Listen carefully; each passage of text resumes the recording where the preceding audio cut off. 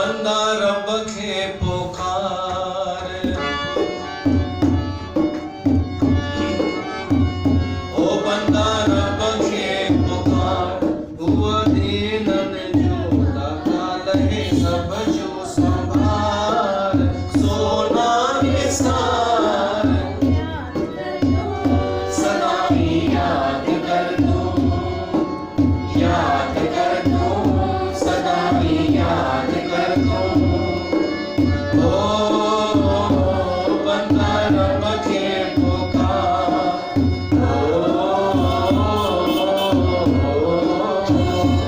बंदा रब के पुकार हुआ दीनन जो दाता लहे सब जो संभार सोना निसार याद कर दूं सदा ही याद कर दूं सदा ही याद कर दूं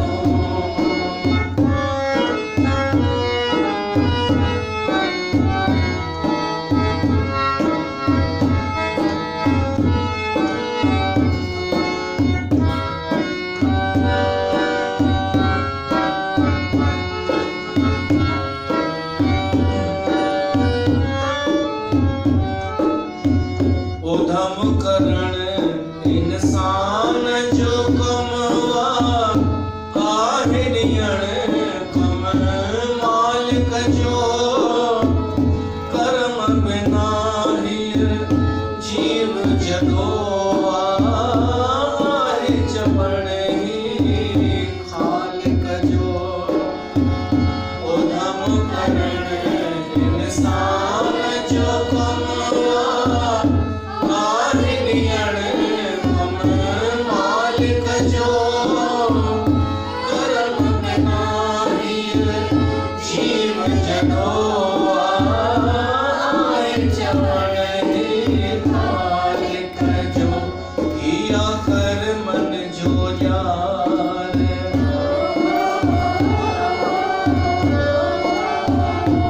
हिया कर मन जो यार जेको कर्म करे ना सोवा धरती के पार सोना निसार याद कर दूं सदा ही याद कर दूं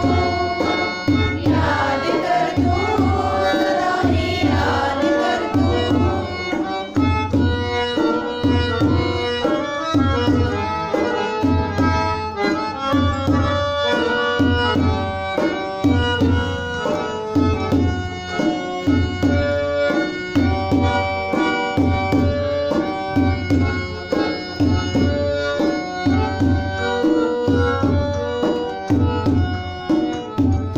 बंधन कंदे जैसी पांधियड़ा कीअं मंजिल खे पाईंदे सुस्त थी वेठो हिक हंध हूंदे कीअं जीवन तूं ठाहींदे बंधन कंदे जैसी पांधियड़ा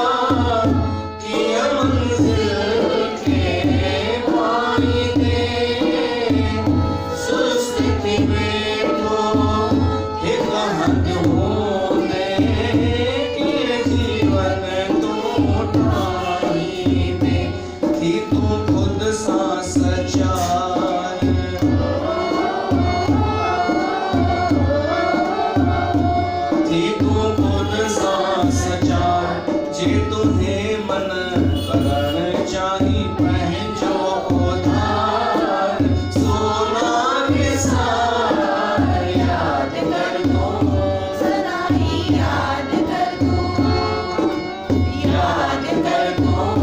सदा ही याद कर दूं ओ बंदा रब के पुकार हुआ दीनन जो दाता लहे सब जो संभार सोना निसार याद कर दूं सदा ही याद कर दूं सदा ही याद कर दूं कृत करो वंड छपो नाम जपो गुरु नानक जो संदेश। मेहनत पहिरीं, ॿिए नंबर ते विरहायो।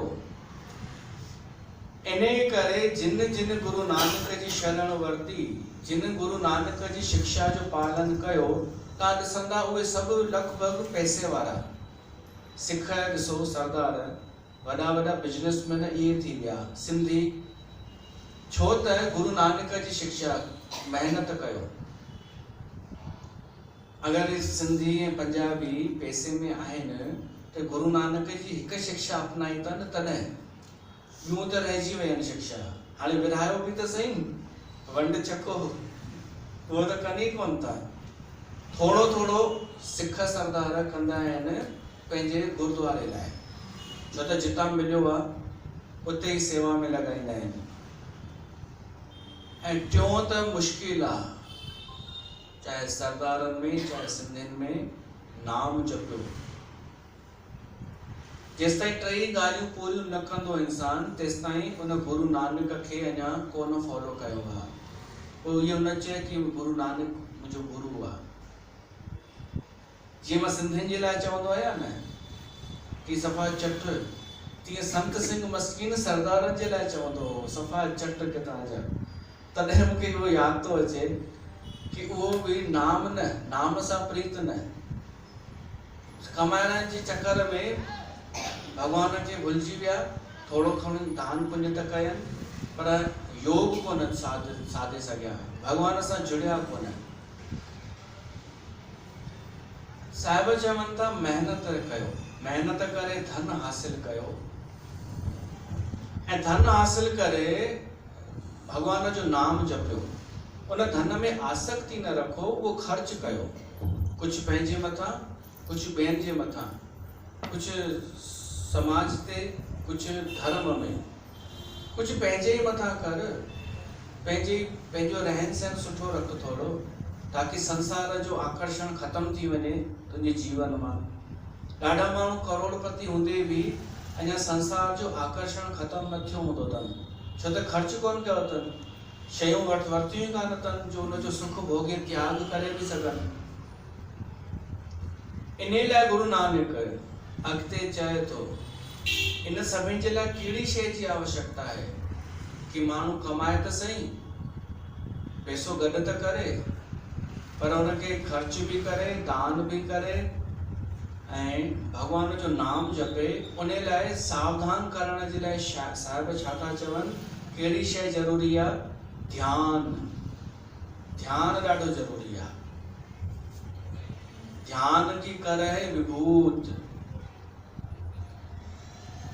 सीक्वेंस ॾिसो केॾी सुठी ठहंदी थी हले। हाणे ॾिसिजो, महिनत कयो, पहिरीं त शर्म रखो जो कंहिंखां घुरो न, ख़ुदि महिनत कयो।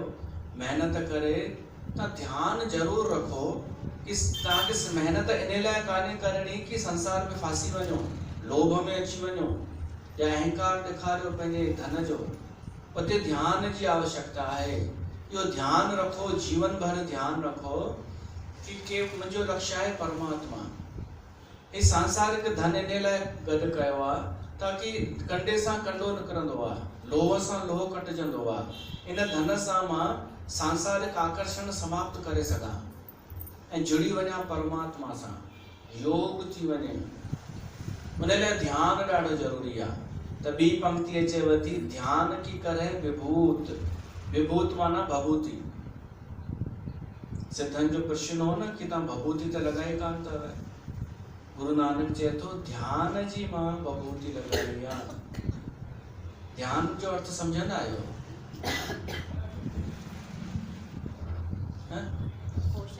हा, होश में रहण। मूंखां ई सिखी अथव, हूअं ॿियो कोई ॿुधाईंदव बि कोन।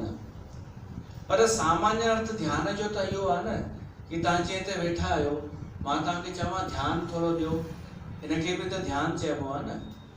जिते असां वेठा आहियूं ध्यानु उते हुजे त इनखे ध्यानु चइबो आहे। वर्तमान में जीअण, जिते आहियूं ध्यानु उते। ईअं न वेठा आहियूं हिते ऐं ध्यानु सॼो घर ॾे, ध्यानु खे ॿी ॻाल्हि ॾे। अहिड़ा माण्हू बिल्कुलु नज़र अची वेंदा आहिनि कि माई वेठी हिते आहे पर हिन जो ध्यानु हिते कान्हे। हिते ईअं न थींदो आहे। ॿियनि हंधि ईअं थींदो आहे पाठनि ते पूॼाउनि ते। त मां तव्हांखे इहो ॿुधाइणु वरितो, गुरु नानक देव साहिब जन चवनि था ध्यानु हिकु ॾाढी वॾी भभूति अथव। अच्छा, ही भभूति छो लॻाईंदा हुआ सिद्ध? हिन जो लॉजिक कुझु त हूंदो, अथव ख़बर?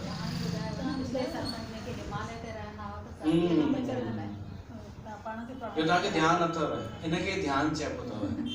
इहो ई ध्यानु, की असांजो ध्यानु रहे, होश रहे की असां छा करे रहिया आहियूं ऐं उनजो परिणाम छा पियो थो निकिरे, छा करणु खपे, इनखे ध्यानु चइबो अथव।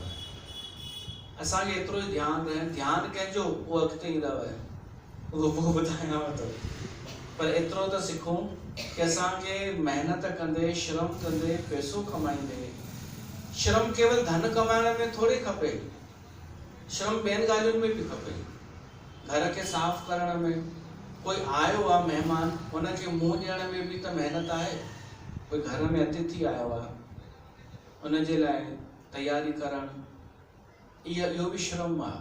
पर इहो सभु कंदे कंदे परिणाम जेको बि असांखे मिले, उहो ध्यानु पूर्वक असांखे उनजो उपयोग करणो आहे, उपभोग करणो आहे। ध्यानु कहिड़ो? कि मां केरु आहियां। गृहस्थनि जे लाइ उपदेश आहे गुरु नानक जो। गृहस्थ जा कम कंदे कंदे पंहिंजो होश रहे कि मां केरु आहियां। त ध्यान जो अर्थ आहे वर्तमान में जीअण। हाणे उहे जेका भभूति लॻाईंदा हुआ सिद्ध पुरुष, उहे इन लाइ लॻाईंदा हुआ कि जेका रख थींदी आहे सा निकिरंदी आहे ॿाहिरि मां, आग मां, उनमें गर्मी हूंदी आहे। हिमालय जहिड़े थधे क्षेत्र में भभूति लॻाइण सां थोरी थधि खां रक्षा थींदी आहे, थधि खां बचाव थींदो आहे। त भभूति लॻाए छॾींदा हुआ कि असांखे ॿाहिरियों इहो स्पर्श न करे सघे। साहिब चवनि था ध्यानु मुंहिंजी भभूति आहे। त ध्यान में भभूतिअ में कहिड़ी समानता आहे? ध्यान जो अर्थ होश पूर्वक जीअण, होश में रहण, मोगा थी करे न रहण, ॿिए जे हिसाब सां न हलण, देखा देखी न करण। ध्यान हींअर तव्हां ध्यान में हिते वेठा आहियो, वर्तमान में बि हिते ई आहियो, जो नज़र अचे पियो थो। इहा भभूति अथव, मन जी भभूति। उहा भभूति सीअ खां बचाईंदी आहे न। ही ध्यान त हर प्रकार जे कष्ट खां बचाईंदो आहे। छो त जेतिरा बि कष्ट थींदा आहिनि उहे मानसिक हूंदा आहिनि। तव्हां प्रयोग करे ॾिसिजो, जेॾी महिल तव्हांखे मथे में सूरु हुजे त थोरो ईअं ध्यान में रही ॾिसिजो। ध्यानु हू वारो न जेको मथे जो सूरु वधाए। हिकिड़ा अहिड़ा बि ध्यान अथव, आइस बंदि करो, अब ऐसे करो, सांस खींचो, ये करो, न न न, उहो त मथे जो सूरु वधाए छॾींदो। ध्यान माना होश, ध्यान माना वर्तमान में जीअण, ध्यान माना दिमाग़ विचारनि खां शून्य। तव्हां विचार शून्य थी ॾिसो, मतिलबु इहो ई जेॾी महिल मथे में सूरु थियल त अनुभव कयो कि मां केरु आहियां, मां केरु आहियां। तव्हांखे मथे जो सूरु लही वेंदो। जेतिरी देरि ध्यानु हूंदो मथे जो सूरु महसूस ई कोन थींदो। आईने जे साम्हूं बीह करे पुछिजो हीअ केरु आहे। तव्हां चवंदा हीअ कहिड़ियूं कहिड़ियूं ॻाल्हियूं पियो थो ॿुधाए। ही उहे ॻाल्हियूं आहिनि जेके तव्हांखे संसार मां वापसि वठी वेंदियूं पंहिंजे तरफ़। आईने जे साम्हूं बीह करे सवाल पुछिजो हीअ केरु आहे। हिनखे चइबो अथव ध्यानु। हीअ मां आहियां त पोइ मां केरु आहियां। साधक ईअं त कंदो आहे। ॿिया माण्हू त जेॾी महिल आईने में ॾिसंदा आहिनि त इहो ॾिसंदा आहिनि कि मां ॿियनि खे कीअं नज़र अची रही आहियां, मां कीअं नज़र ईंदुमि। जेॾी महिल वेंदसि शादीअ ते, आईने में सही लॻा थी, हल ठीकु आहे, ओके। पर कॾहिं इहो चेक कयो कि हीअ त आईने वारी जेका आहे सा आहे, मां केरु आहियां, मां हीअ आहियां, त भीतर जेको मां सोचां पई थी उहा केरु आहे। इहो ध्यानु अगरि शुरू में त न थींदव हिकदमि, अभ्यास कंदे कंदे कंदे कंदे पोइ तव्हांखे हिकदमि इन अवस्था में अची वेंदा।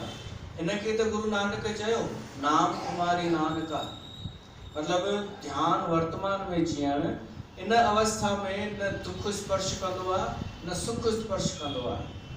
त भभूति जो कम करे रही आहे न, इहो ध्यान भभूति जो कम करे रहियो आहे। हो त केवल शरीर जी रक्षा कंदी वो भभूति। आचार्य श्रीचंद्र भगवान भभूति कंहिंखे चयो आहे? ज्ञान की गोदड़ी आहे। विभूति अखर आयो आहे न मात्रा साहब में।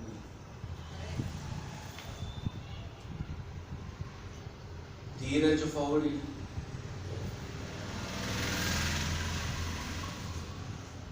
निराश झोली। आचार्य श्रीचंद्र भगवान झोलीअ जे लाइ अखर यूज़ कयो आहे निराश, निरास। मूंखे का आस ई कान्हे त मां झोली छो कयां। निराश झोली, का आश कान्हे त झोली मुंहिंजी उहा ई वॾे मां वॾी आहे। आचार्य श्रीचंद्र भगवान इहो चयो कि आश ई न रखो न त तव्हांखे महिनत करण जी ज़रूरत ई न। पर इहा शिक्षा आहे हिकु उदासीन निर्वाण साधुअ जे लाइ। ऐं गुरु नानक जी शिक्षा आहे गृहस्थनि जे लाइ कि आश भली रखो पर कंहिंखां घुरो न। कंहिंजो हक़ फुरे करे त पंहिंजी इच्छा पूरी न कयो, तव्हां श्रम कयो, महिनत करे। त विभूति आहे हिते ध्यान।